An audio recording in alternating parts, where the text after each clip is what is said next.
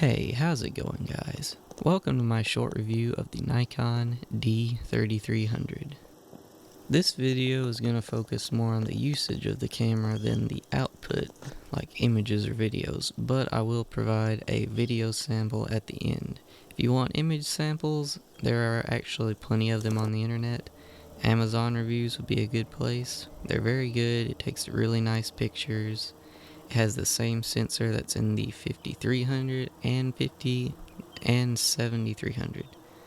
It's a very good camera, and the main difference is the usage, not the quality of the output. So, with that in mind, enjoy the video. This is the included 18 to 55mm kit lens that Nikon includes with the D3300. I got the dual lens kit, which included a 55 to 200mm. I do highly recommend that you get that kit if you can, because that other lens is very useful. But they're both good, and they're both an improvement over the previous generation kit lenses. Here's the camera with the 55 to 200 lens installed. I really didn't think this lens would provide as much usability as it does compared to the 18 to 55, but it's really a huge difference. You really should get it if you can. Up top, you've got your exposure, info, and video record buttons, along with the mode selection wheel.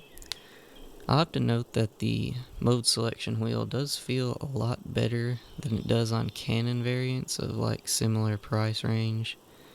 Maybe it's just me, but I did notice that. And of course, you have the standard buttons on the back, as well as an SD card slot on the right side, and your I/O ports on the left side. The buttons on this camera, at least to me, feel much better than the Canon buttons of cameras of similar price ranges.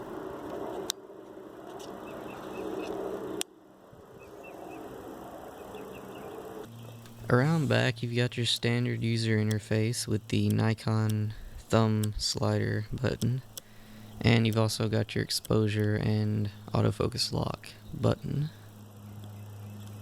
Here we have live view, which is pretty useful if you can't get to the viewfinder for some reason, but I don't recommend using it for anything other than that or video. You've got your photo review button.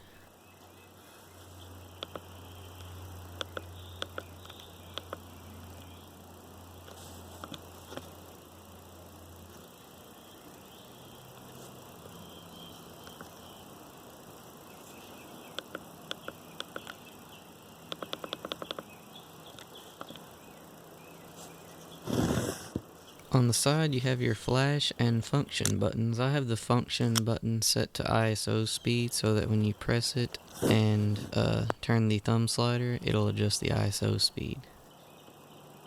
On the side of the lens, you have your switches for manual focus and image stabilization. The ring at the end of the lens is for adjusting your focus while in manual focus mode.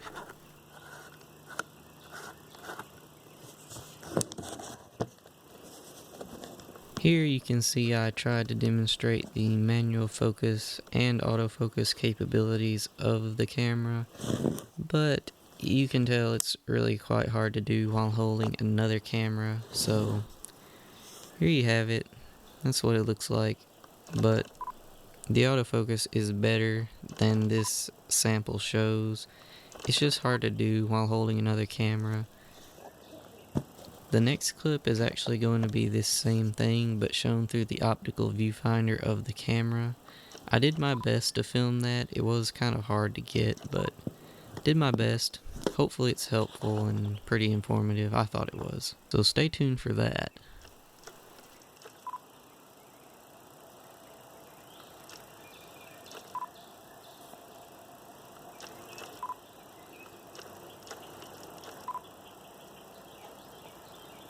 One of the things that I really love about this camera is how quick you can turn it on and take a picture.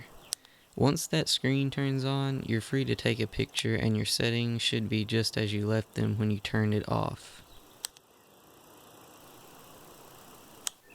So here's my attempt at capturing the optical viewfinder.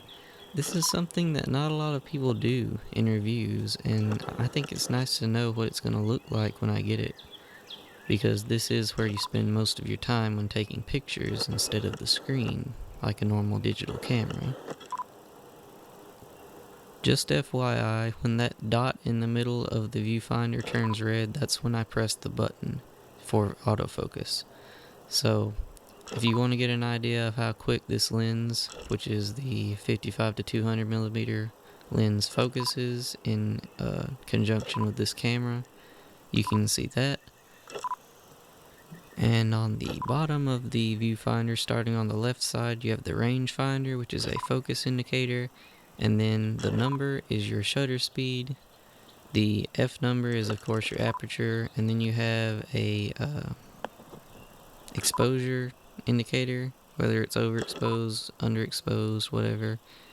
Then that number in brackets is the shots left, like until your storage is full, I think. I'm not sure. And then you have some miscellaneous indicators there that show up when you need them. Here's the camera without a lens. You can see it looks pretty standard. The grip isn't too big, it's not too small. If you have big hands, you might go for something with a bigger grip, but it's fine for me.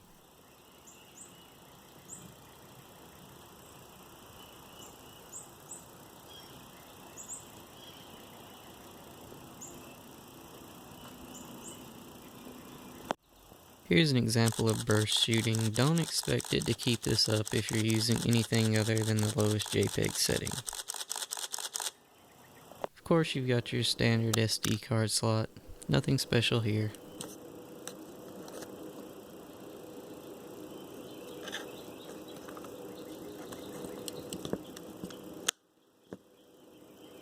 And on the other side, you have your remote port, your microphone port, your audio video out, and your HDMI port. It's actually a full-size HDMI port, which is pretty nice.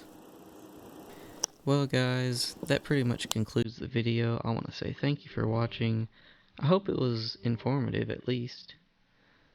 What you're watching now is a little, very short sample video I did just to test out the video capabilities of the camera. I do want to say that it is edited. It is color graded in Premiere Pro. One of the clips is stabilized in Premiere Pro. So don't expect to just take a video and it look like this. But the point is, you can get to this level of quality with it. And it surprised me, especially with being a Nikon. And Nikon is definitely not known for the best video. But yeah, once again, thanks for watching. You can watch the rest of this sample. If you liked it, subscribe for more. Like, you know. Thanks, guys.